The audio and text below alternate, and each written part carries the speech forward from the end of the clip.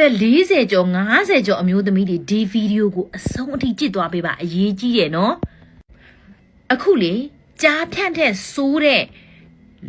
ယောက်ျားလေးတွေရှိနေပြီအမျိုးများအားလုံးမင်္ဂလာပါရှင်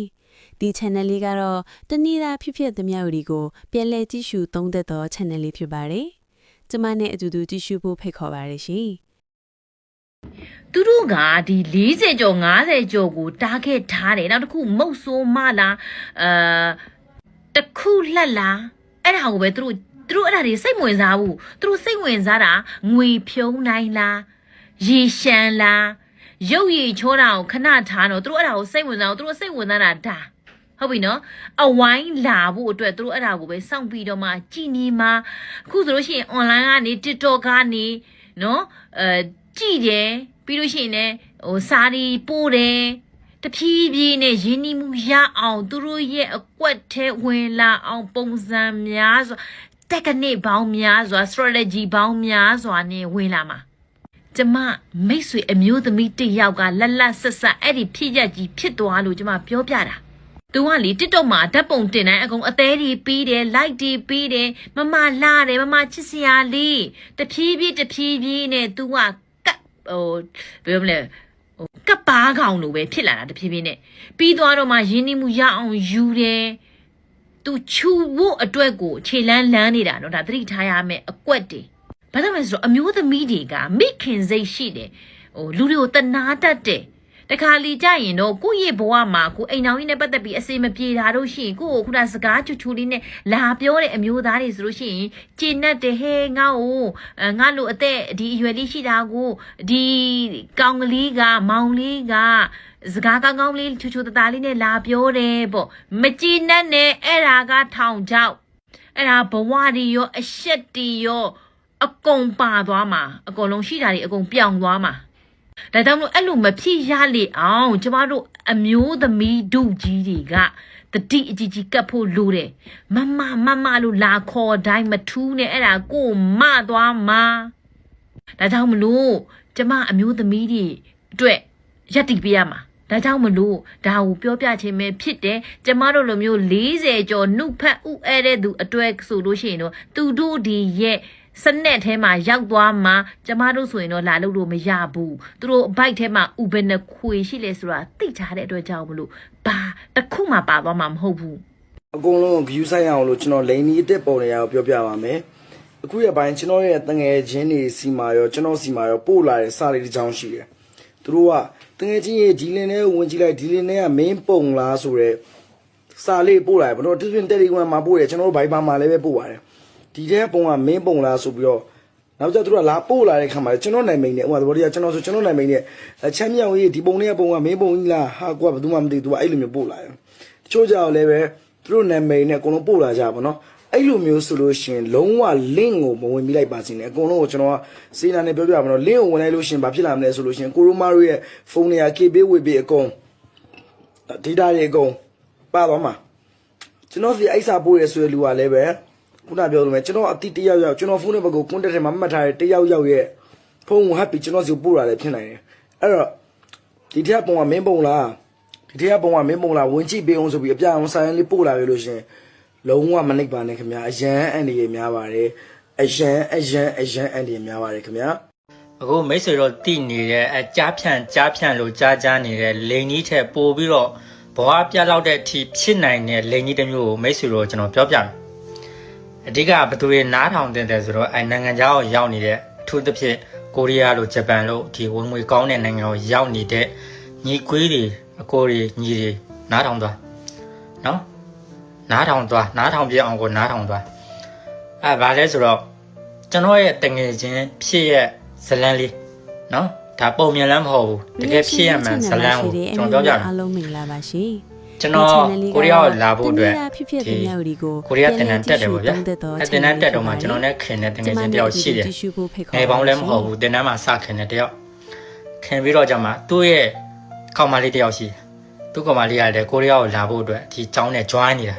သူနဲ့အတူတူပဲသူကကြတော့ EBI နဲ့လာဖို့ join နေတယ်သူ့ကောင်မလေးကကိုရီးယားကိုလာဖို့အတွက်ကျောင်းနဲ့ join နေတယ်ကျွန်တော်နဲ့သူနှစ်ယောက်ကလည်းကျွန်တော်အမြင်မှာတော်တော်လေးကိုချစ်တယ်ဗျာတိလားကျွန်တော်တော့အားကြခဲ့ရတယ်ပေါ့နော်အဲ့ချိန်တော့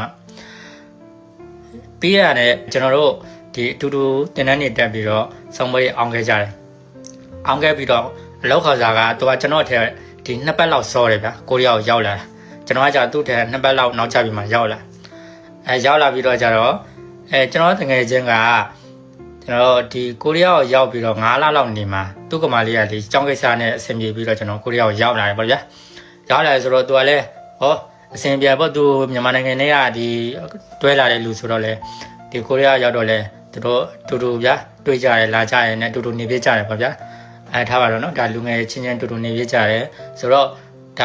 သူ့ကမာလေးကိုသူကဘန်စာအုပ်ဒီကောဒီဘန်ကတ်တွေရောအကုန်လုံးအပ်ထားတာဗျာသူတလ3ဖို့လောက်ပဲထုတ်တယ်ဒီသူမိဘအိမ်ကိုပို့ကြလို့ရှိရင်အနေချင်းမဲ့ကမာလေးရှာပြန်ထောင်ပြီးပို့တယ်ဗျာသူမိဘရလည်းအဆင်ပြေတော့ကြတော့အဲ့လောက်ကြီးမလို့ပေါ့နော်ကျွန်တော်တကယ်ချင်းကဒီကမာလေးနဲ့သူ့ဘဝအရှိရေးထိဗျာခံမှန်းထားတာလုံးဝသူနဲ့ပဲလက်ထက်မဲ့သူနဲ့ပဲရှူမယ်ပြောဗျာသူနဲ့ပဲရိုးမြကြပေါင်းတင်မယ်ဘာညာပေါ့ဗျာသူကအဲ့ထီကိုသူကတွေးထားပြီးသားပလန်ရှိပြီးသားဆိုတော့ကမာလေးကလည်းနေမယ်ပေါ့အတူတူစူးစမ်းကြမယ်ပေါ့သူတို့ရှေ့ရေးတွေနောက်ရေးတွေဆွေးနွေးကျွန်တော်ရှေ့မှာကိုဆွေးနွေးကြကျွန်တော်နဲ့တွေ့တဲ့ခင်သူတို့ပြောနေကြတယ်ဆိုတော့ကျွန်တော်တငယ်ချင်းနဲ့အဲ့ကောင်မလေးနဲ့ဒီမြန်မာနိုင်ငံကလည်းရင်းနှီးထားရဲဆိုတော့သူကလည်းတောင်းတဲ့တောင်အရန်ချစ်ကြရဲလို့ကျွန်တော်ထင်ခဲ့တာနေနေမှာသူကိုဝင်ရပါဗောနော်သူကောင်မလေးမှာကိုဝင်ရပါသူမှာကိုဝင်ရှိသွားပြီဆိုတော့ဗျာကျွန်တော်တငယ်ချင်းကနေပြီးတော့အဲ့ဆိုရင်ငါတို့ကိုရီးယားမှာလည်းဖုန်းကြောင်းတွေအများကြီးရှိတယ်ဗောနော်ဖုန်းကြောင်းဒီမှာဒီကဘကဖွင့်ဝင်နေလဲဒီလိုမင်္ဂလာဆောင်ကျင်ကြတဲ့လူတွေအတွက်ကိုသူတို့ကတခြားစီစဉ်ပေးတယ်ဗောနော်ဆိုတော့သူတို့ရဲ့အရှိမတကယ်ချင်းမိတ်ဆွေတို့ဖိတ်ပြီးတော့ကြတော့အတိတ်တင်နေနဲ့လက်မှတ်ရေးထိုးပြီးတော့အဲ့တော့မင်္ဂလာဆွမ်းလေးပါလေးကျွေးပြီးတော့ကြတော့မင်္ဂလာဆောင်ကြမယ်လက်ထပ်ကြမယ်ဗောနော်ဆိုတော့ကြတော့သူ့ကမာလေးကဘာပြောလဲဆိုတော့ငါနင်းကိုလက်မထပ်နိုင်ဘူးတဲ့ငါနေနဲ့စတွဲတဲ့ကလက်ထပ်ဖို့ရည်ရထားတာမဟုတ်ဘူးတဲ့ဆိုတော့ကြတော့ကျုံတငယ်ချင်းဘာဖြစ်လို့လဲနင်းနဲ့ငါနဲ့ချားမှာဘာပြဿနာကြီးဖြစ်လို့လဲဘာရှိလို့လဲလို့မေးတော့ကြတော့ဘာပြဿနာမှလည်းမရှိဘူးနင်းမှာဘာမှလည်းမရှိဘူးတဲ့ဆိုတော့အဲ့ဆိုရင်ငါနဲ့နင်းနဲ့ရထားတဲ့ကလေးကိုဘယ်လိုလုပ်မလဲလို့ပြောတော့ဖြတ်ချပြင်မယ်တဲ့ဖြတ်ချပြင်ရလဲထားဟုတ်ပြီအဲ့ဆိုငါ့ကိုအကြောင်းပြချက်တစ်ခုပေးဘာကြောင့်ငါ့ကိုအခုလိုလောက်ရတာလဲအကြောင်းပြချက်တစ်ခုပေးလို့သူကတောင်းလိုက်တော့ခါကျတော့သူ့ရဲ့နော်မျက်နှာဖုံးရောက်ပေါ်လာတယ်ဘယ်လိုပေါ်လာလဲဆိုတော့သူကမြန်မာနိုင်ငံထဲကသူကရည်ရွယ်ချက်ရှိပြီးသားနော်ဒီကိုရီးယားကိုရောက်မှာမဟုတ်ဘူးမြန်မာနိုင်ငံထဲကရည်ရွယ်ချက်ရှိပြီးသားကိုရီးယားကိုကျောင်းလာတက်တဲ့ရည်ရွယ်ချက်ကသူကကျောင်းလာတက်ဖို့ရည်ရွယ်ချက်တက်မဟုတ်ဘူးကိုရီးယားကိုကျောင်းလာတက်တယ်သူလည်း online မှာဗျာဟိုတွေ့မြင်နေရမှာပေါ့ဗျာ online မှာသူများတွေဟိုကိုရီးယားမှာကျောင်းလာတက်ပြီးတော့ကိုရီးယားသားလေးနဲ့ကြိုက်ယူသွားကြတယ်ဗျာညာသူကလည်းအဲ့လိုဖြစ်ချင်တာဘာလဲလို့ဖြစ်ချင်တော့သူဒီရောရောက်ပြီးတော့အခုလက်ရှိစိုးဘက်မှာစိုးတက္ကသိုလ်တစ်ခုမှာတက်နေတယ်နော်စိုးတက္ကသိုလ်တစ်ခုမှာတက်နေတယ်နာမည်တော့မပြောချင်ဘူးဆိုတော့သူကအခုလက်ရှိဗျာသူမှကျောင်းတက်နေနဲ့အဲ့လိုကိုရီးယားနိုင်ငံသားကောင်လေးရနေပေါ့ဗျာဆိုတော့ကျွန်တော်ငယ်ချင်းအဲ့လိုပြောလိုက်တယ်ငါသူနဲ့ပဲလက်ထက်မယ်ပြီးရင်ငါကိုရီးယားနိုင်ငံသားခံယူချင်တာအဓိကရည်ရွယ်ချက်ကသူကကိုရီးယားနိုင်ငံသားကိုယူမယ်ပြီးရင်ကိုရီးယားနိုင်ငံသားခံယူမယ်သူကရည်ရွယ်ချက်ကအဲ့ဆိုရင်မင်းငါနဲ့ဘာလို့တွဲခဲ့ရလဲလို့မေးတော့ကြတော့ငါဒီမှာရှိနေတဲ့ကာလပတ်လုံးမှာငါကြောင်းတက်နေတဲ့ကာလပတ်တုံးမှာအဆင်ပြေအောင်နော်ဝင်ဝေးကြီးဘာညာပေါ့ဗျာအဆင်ပြေအောင်လို့ငါအနေနဲ့တွဲခဲ့တာတနည်းအားဖြင့်ပြောရမယ်ဆိုရင်ဗျာစပွင့်စာရှာတာပေါ့ဗျာနော်စပွင့်စာရှာတာပေါ့ဒါအဲ့လိုပြောတော့ကြတော့တကယ်ကျဒေါသရရမ်းထွက်သွားပြီးတော့ကြတော့အေးဟုတ်ပြီအဲ့ဆိုရင်နင်းငါပေးထားတဲ့ပတ်စံကြီးအကုန်လုံးငါ့ကိုပြန်ပေးတကယ်ကြလို့တောင်းတယ်စဉ်းစားကြည့်ကိုရီးယားကိုရောက်ပြီးတော့ကြတော့9လလောက်ရှိတဲ့အချိန်မှာသူရောက်လာအဲ့ဒီကသူ့ကောင်မလေးကိုအကုန်လုံးအပ်ထားတယ်သူဆိုလဲလားစာကောင်းတဲ့ထဲမှာပါတယ်နော်ကိုရီးယားဝန်30ဝန်းကျင်လောက်အမြဲတမ်းထွက်တဲ့ထဲမှာပါတယ်အဲ့အကြီးကိုအခု2နှစ်ကျော်တဲ့နေသားမှာတွက်ကြည့်လိုက်မြန်မာငွေ1500ကျော်လောက်ရှိတယ်1500ကျော်ပေါ့နော်1500ကျော်ဒါအနည်းဆုံးပြောထားတာ2000လောက်လို့ရှိတယ်ဆိုတော့အေးနင်းအဲ့ဒါကြီးအကုန်လုံးမပေးခြင်းနေငါ့ကိုနော်3ပုံ2ပုံလောက်တော့ငါ့ကိုပြန်ပေးဆိုတော့သူ့ကမလေးကမပေးဘူးတဲ့အဲ့ဒါကြီးရတဲ့နင်းပါနေနိုင်ဘူးတနာယူထားပြီးတော့ငါ့ကိုအပ်ခဲ့တာငါ့ကိုပေးခဲ့တာတဲ့အဲ့အခုမှလာမတောင်းတယ်ငါမှလည်းမရှိတော့ဘူးတဲ့မပေးနိုင်ဘူးတဲ့ဆိုတော့ကျွန်တော်တကယ်ချင်းကလည်းတက်မဲ့ဖြစ်မဲ့လုံနေရပေါ့ဗျာနော်ဆိုတော့ သူ့ရဲ့ဒီသူ့ကောင်မလေးနဲ့ကကျွန်တော်မြန်မာနိုင်ငံထဲမှာလည်းရင်းနှီးထားတယ်တည်ထားတယ်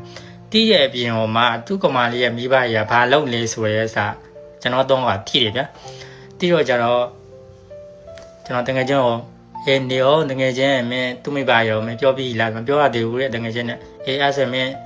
နေရောမင်းစိတ်ထက်ရှိရတဲ့ရှောင်းမလုံးနဲ့အောင်ခဏနေရောငါသူ့မိဘရင်းနဲ့ကျွန်တော်နဲ့ရင်းနှီးတယ်ဒီရန်ကုန်မှာကျွန်တော်ဖုန်းကုမ္ပဏီမှာလုပ်တော့က